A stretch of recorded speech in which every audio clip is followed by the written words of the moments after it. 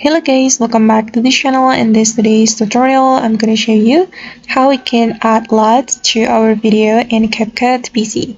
Okay, here I have created a project in my CapCut application. Then if you want to add LUTs, you have to download the LUTs from the internet.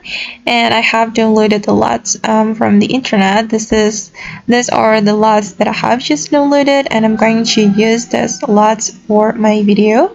So first of all, we can go to the adjustment, click on this adjustment option, and here you can select LUTs, and you can import the LUTs that you have downloaded from the internet. Click on this import button, and I'm just going to import both of them like this. Okay, and now the LUTs have been imported to this CapCut, and I'm going to use one of them. I'm going to use this one. So we can just drag this LUTs to the timeline, and I'm going to make it align with the video.